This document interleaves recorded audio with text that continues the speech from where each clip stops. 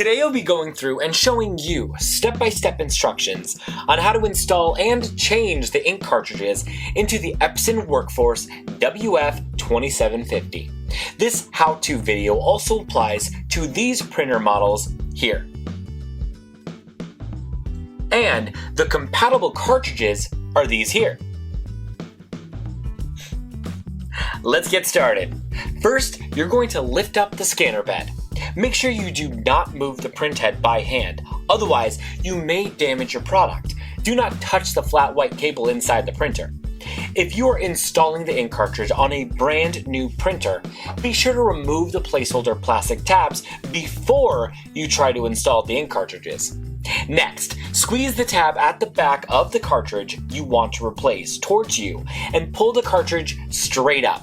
It should slide out easily with a little wiggling at most. If you are replacing empty ink cartridges, be sure to remove the old cartridges before starting.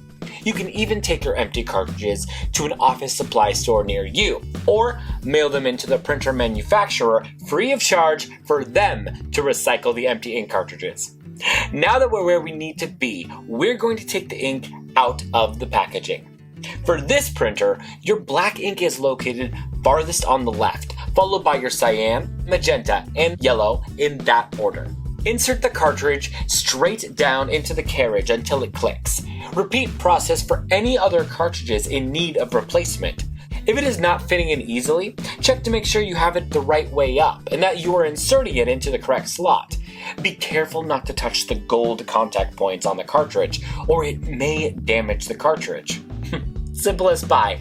Now you've installed one ink cartridge. Now you'll need to install the other colors the same way you just installed that last one. Lastly, close the scanner bed. If turned on, the printer should automatically start recognizing the cartridges being in place and process them to begin the printing process. All done. Now you're ready to print.